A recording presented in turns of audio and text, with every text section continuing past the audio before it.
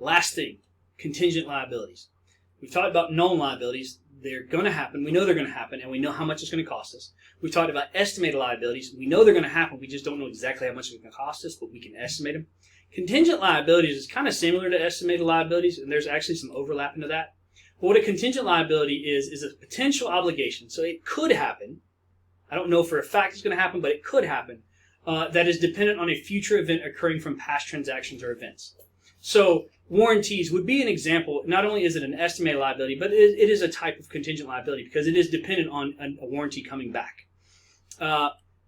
Accounting for contingent liabilities are dependent on the likelihood that a future event will occur and the ability to estimate the future amounts owed if it does occur. Now, again, it's dependent on how likely it's going to happen. So there's going to be categories with this. So let's talk about the categories of contingent liabilities. There are 3 categories for contingent liabilities. The first one being, and I didn't make these names up, bear with me. The first one is called probable and estimable. Yes, estimable is a word. Probable and estimable. And as the name alludes to, it's probably going to happen, and I can reasonably estimate it. So again, these are future obligations that are likely, or the future obligation is likely to occur, and the amount can be reasonably estimated.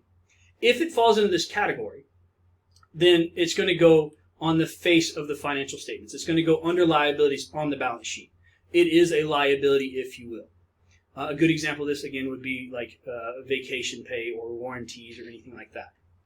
Okay, that's category number 1. Category number 2 gets even better. It is possible or probable but not estimable. Okay, what this one is the future obligation is reasonably possible. So, I mean, there's a possibility to occur. Or it's likely that it's going to occur, but I just can't reasonably estimate it. Okay? And if it falls into this category, then it's disclosed in the footnotes of the financial statements. Some examples of these would be like environmental damages would fall into this category. Potential lawsuits would fall into this one because you can claim it as it's probably not going to happen. I mean, there's a chance it's going to happen. Or it's probably going to happen. I just don't have a clue how much it's going to be, how much it's going to cost me. I would venture to say putting money back for a hurricane in Miami, if you're in Florida.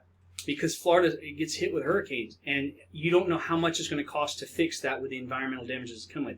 So it's probably going to happen. I just can't estimate it. So it falls into this category. The third one is remote. And that one, as the name implies, the likelihood of it happening is slim to none.